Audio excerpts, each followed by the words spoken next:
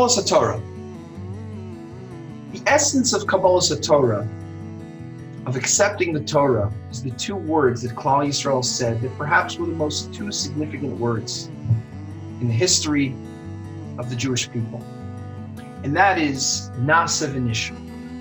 We will do, and then we will hear. But if one thinks about those two words, Nasseh Vnishma, it doesn't really make much sense. How could one do something before he knows it is what it is that he has to do?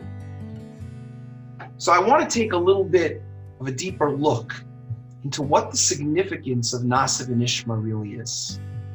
What is a Jew at the end of the day? And what is the job of a Jew? A Jew was essentially established to fix the sin of Adam HaRishon. What was Adam HaRishon's main sin? Adam HaRishon's main sin was eating from the Eitz Hadas, eating from the tree of knowledge. But what's so bad about eating from a tree of knowledge other than the fact that Hashem said he shouldn't? What is the tree of knowledge really? Did Adam not know anything? Did he not have das? Did he not have knowledge? The Mefarshim explain that the tree of knowledge did not give Adam HaRishon knowledge. Adam HaRishon had knowledge beforehand. You see, one of the things that Adam HaRishon was being tested with, the main test that Adam HaRishon was being given, was that Hashem was saying to Adam HaRishon, do you want to be attached to me? If you want to be attached to me, then you have a choice to make.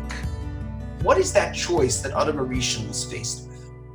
So I'd like to give a parable, a mashal, to explain the predicament and the choice that Adam HaRishon had, so we can all appreciate a little more perhaps why Adam HaRishon would fail.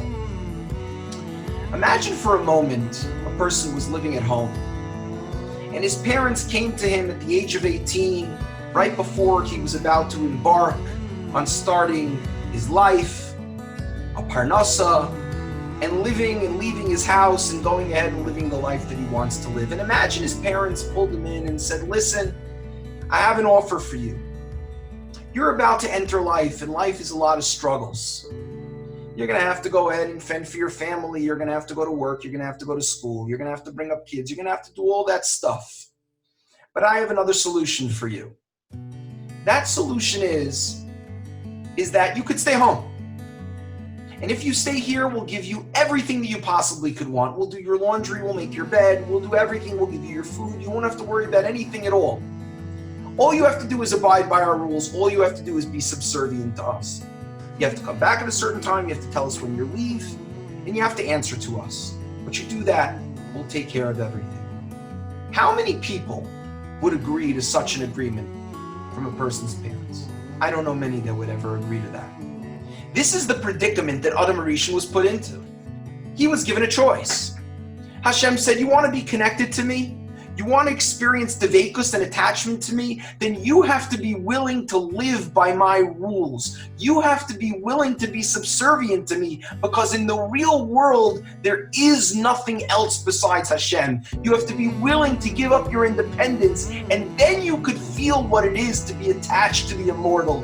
Then you could feel what it is to be attached to the omnipresent, to the omnipotent, to the Ribono Shel Olam. Adam HaRishon was faced with that test. It's not just a simple test. The Eitz Hadas, say Chazal, was not the tree of knowledge.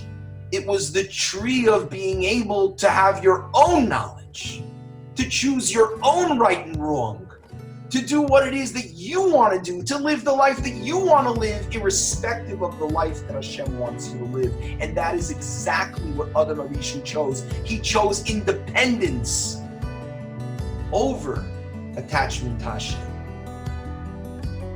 The Jewish people, we, standing before Matan Torah, rock the world with two words, doing the tikkun, the ultimate fixing that we are involved in, and that we do every time we follow Torah and mitzvahs. And that is, we say no, Adam HaRishon.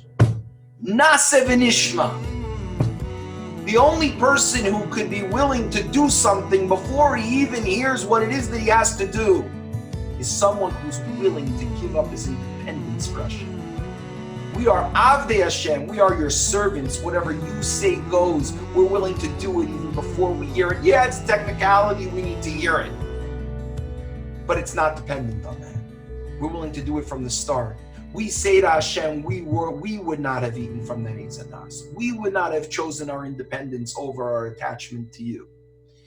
And that is what we are representing. That is what we are expressing. That it is what we are doing on Shavuot. When we're sitting up and learning all night, we are saying Nasseh Vnishma. We're willing to sacrifice and stay up all night. We're willing to steig and work on this life that you want us to live, Hashem. Not because we want to live it, because you want us to live it. And every time we do a mitzvah and every time we follow the will of Hashem, that is what we're expressing.